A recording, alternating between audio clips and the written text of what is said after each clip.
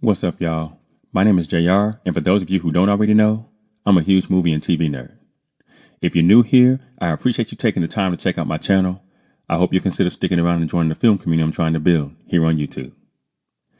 So in today's video, I'm going to be giving my reaction and review of Peacock's latest action thriller feature film, The Killer. And just so you guys know, this video will contain spoilers, so if for some reason you haven't gotten around to watching this film yet and you don't want to know anything that happens in it, you might want to exit this video now. And with that being said, no more wasting time. Let's get into it.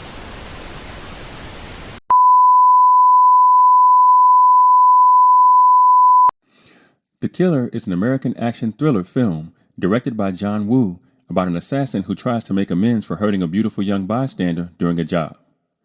It's a remake of Woo's 1989 film of the same name, and it stars Natalie Emmanuel, Omar Sy, Sam Worthington, Diana Silvers, Eric Cantona, and Saeed Taghmaoui. Boy, I hope I said his name right. If I didn't, I apologize. Anyway, the film was released in the United States exclusively on Peacock on August 23rd of this year. And at the time of the making of this video, the movie has a 57% on Rotten Tomatoes based on 54 critic reviews, with the popcorn meter that currently stands at 50% based on over 100 verified ratings. It has a Metascore of 60 on Metacritic based on 18 critic reviews with a user score of 5.3 based on 20 user ratings. And finally, it has a 5.7 out of 10 on IMDb with almost 7,000 ratings. So look, here we are again with a remake of a movie that no one asked for. Let me start there. Now, having said that, at least this film was remade by the person who made the first one, so there I suppose you can at least expect some level of continuity as it pertains to the quality of the film in the event that you're a fan of the original.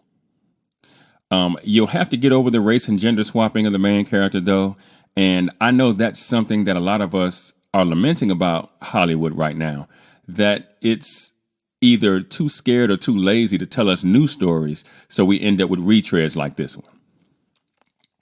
Now, Natalie Emmanuel was serviceable in this role, I think, though I also think it helped that she's not, hard to look at for 2 hours. I kind of liken her and her performance to that of Uma Thurman in Kill Bill, though Kill Bill was much more over the top than this film was. I thought her acting was okay, and she seemed to be able to handle the fighting just well enough to get by. I do think she started out at a deficit, though, because there's a growing subset of movie watchers who are just tired of all the swapping. So, being black and female, completely opposite of what the original character was in the original film, she was just given a tough hill to climb from the get-go.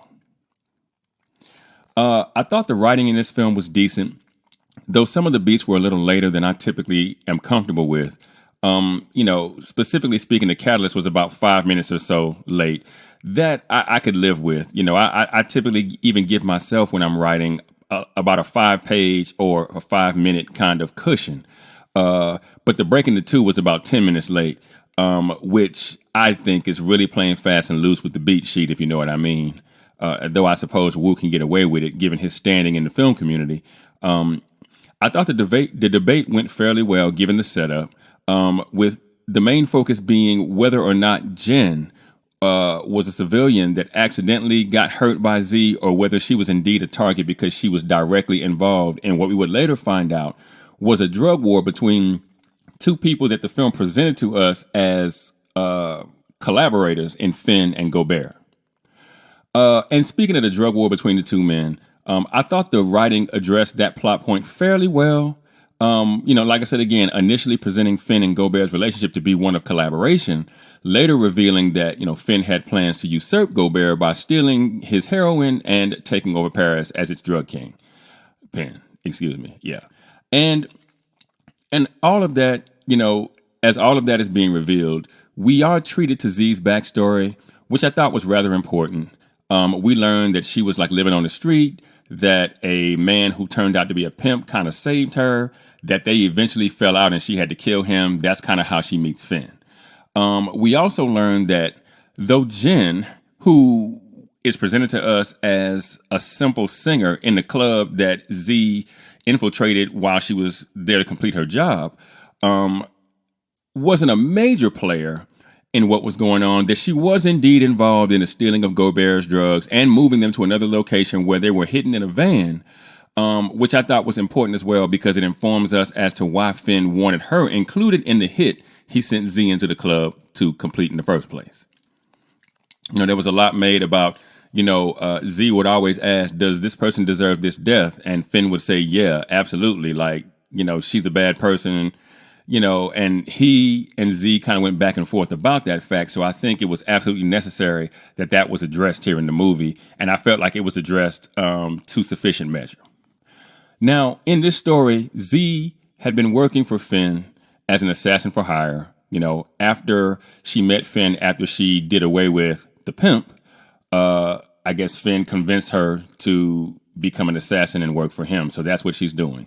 But after injuring Jen on a job, the job in the club at the beginning of the movie, causing her to lose her sight, she feels bad and she struggles with what to do next. Now, after meeting with Finn post-job, she is convinced to go to the hospital where Jen is recuperating to finish what she started, but she is interrupted by Say, a gunslinger of a police detective, after killing a young man named Coco, who it turned out was the guy that enlisted Jen's help in stealing and moving the drugs from Gobert to begin with. Now, this causes Z to abort the mission just long enough for Say to become suspicious of her, and he ends up chasing her down as she goes back to the hospital and takes Jen, just as Finn has sent other assassins to finish Jen off after Z ultimately refuses to do so. Now, Say has a close call or two with Z, but, she eventually escapes. But when Say returns to his precinct, he is informed by his partner that Z has a habit of frequenting the same restaurant every day, and this leads Say to finally catching up with Z, where he arrests her. But as he questions her, Z explains to Say that they are alike in a lot of ways, and I think that is shown throughout the film, that they are kind of similar in nature. And though I thought this was the more predictable path for the writers to take, I also thought it was a nice touch. It was delicate. The way they present this information, it was rather delicate. I think Wu and the other writers did a pretty good job of this. This, I believe, was done to manufacture, romantic, if not extra platonic tension between the two characters. And for the most part, I think it worked. Z and Say have a conversation over the food that she had with her when she was picked up. And they get to know each other. And ultimately, Z asks Say if he's ever been shot. And it's at this point that Say realizes that a past near-death experience that he had in an entanglement with a Russian drug dealer was actually Z saving his life by happenstance, being that the drug dealer was on her list, and that Finn had sent her to kill this drug dealer. And she happened to do it before the drug dealer was able to kill Say. So this kind of gives Say this feeling of kind of owing her one, so to speak. It deepens the connection between the two characters enough for Say to allow Z to escape the precinct, moving the story towards the break into 3. Now, meanwhile, Z goes to check on her friend, the tailor, who is an older man who makes all the clothing for her. Some of the clothing, that has compartments where she can hide her weapons in and stuff like that. So this tailor, he kind of knows what she does. And she kind of looks in on him, takes care of him, in exchange for him, making clothes for her. But he tells her that he was visited by a cop who threatened him in order to get her location. He then gives Z the number that the cop left for him. And, Z then goes back to her place to find that Jen has been taken, we assume at Finn's command. And at the same time, we find out that Say, upon returning to the, getting back to his office in the precinct, is now under investigation by his colleagues, seemingly for drugs, by the way. Now, he's able to suss this out pretty early on before they can kind of, apprehend him, and he flees the station, ultimately escaping arrest, just as Finn contacts Z explaining that he has Jen. And so Z meets with Finn and explains to Z that if he wants the girl back, that she has to hit Say, which was something that I saw coming given just how these types of stories are usually constructed. and this is necessary because it tests the relationship between these two characters that we've watched grow closer and closer since the moment they met in this story. So anyway, Z does track down Say, who is meeting, in a public place with his partner, explaining that he's been set up. We see that Finn has sent an additional hitter to the same location, either to kill Say or Z, whichever one becomes necessary, I would assume. So, and maybe even to kill both of them, Z calls the number she got from her tailor, and Say's partner answers. She then tells him to give Say the phone, and then she shoots Say's partner, at which point the additional hitter, fires at Zay's position.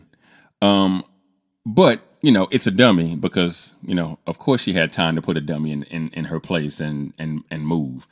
That was kind of like a silly kind of old trick that we used to see in the 90s and the early 2000s, but okay. Now, as we break into 3, Say and Z drop Say's partner off at the hospital, and then they go looking for the drugs. They do find the drugs parked in a van exactly where Jen had originally told Z that the drugs would be, in a conversation back at her loft. Back at the church, I believe it was, inside the confessional, to be honest with you, which was kind of, again, a nice little delicate touch. Now, as Act 3 proceeds, in more than typical fashion, Z is angry that Finn set her up, which leads to the inevitable showdown between the two at the church.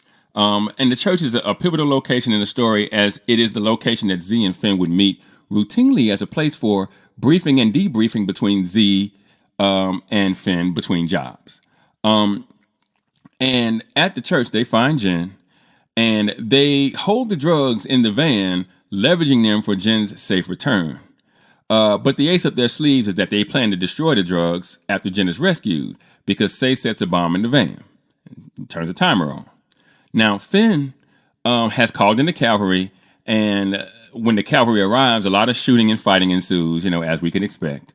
But during the fight, Say is injured, as is Jen. But what's interesting is, by the end of this fight, Jen does get her eyesight back, which I thought was a bit cheesy, though I understand why the decision got made. I mean, it was made so that Z could let Jen go at the end of the film, and that we all would know, and Z would know that she would be okay. I mean, you can't send a blind girl to be like, get on. You can't do that. So her eyesight comes back, and so, look, I get it. And don't get me wrong, the way that Jen lost her eyesight in the first place could be understood as a temporary kind of injury anyway, so, fair play. Though I know some of you will call this out as a silly writing choice, but I rate this particular writing choice as a fairly small one in the grand scheme of things, so that's where I stand. Now, after much of the fighting in the chapel has been, decided, including Z having to fight another female assassin one-on-one, which, we have to get that, right? So Finn gets the drop on Z, shooting her in the back. She then asks Finn if he's ever been shot before, which Say, who she also asked that question to when she was being interrogated, he hears that and he sees that as code.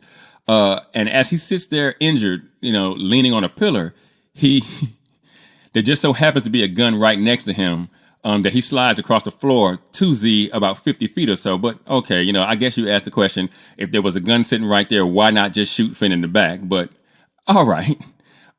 Anyway, Z picks it up and she kills Finn, like we always knew she would since the break into 2. And the final image is Say in the hospital being debriefed by his colleagues. And matter of fact, he's being offered promotions. That he's saying he doesn't want. He just wants to be able to do his job, okay, fair enough. And his employers know he's not a drug trafficker, so, I guess, that's the good news. Now, Z sneaks a phone into Say's hospital meal, and Say then calls her, and the pair say their goodbyes, and, we see that Jen does get reunited with her mother, so we get the sense that Jen's going to be all right, and that's the movie. Now, overall, I give this movie a 60% or a 6.0 if you're thinking IMDb score. I think the movie's Rotten Tomatoes score, especially as it pertains to the popcorn meter, is merely a response to this movie having been made in the first place. As I've stated before, I thought the writing was fairly decent, except for the fact that the major beats were a little later than I'm usually comfortable with. And I won't lie, that issue is made a tad more urgent than it might have been otherwise, simply because the remake is about 15 minutes or so longer than the original movie was. I thought the acting was sufficient. And, the aesthetic of the film kind of gave me like a Kill Bill meets the Italian Job type of vibe. But all things considered, I think the movie works well enough for a straight-to-streamer release. And is maybe even worth a bit of a bump from the critics and the fans alike. But what do you guys think? Have you seen The Killer yet? If you have, did you like it? Let me know in the comments. And for those of you that might be new to the channel, be sure to like and share this video. If you really like the content, be sure to subscribe and hit that notification bell. That way you'll be notified whenever I drop a new video. Also, be sure to go and check out themadScreenwriter.com for more television and film reviews and info on my upcoming film projects. And with that, I'm going to go ahead and get out of here. I got screenplays to write, and I'll catch y'all in the next video.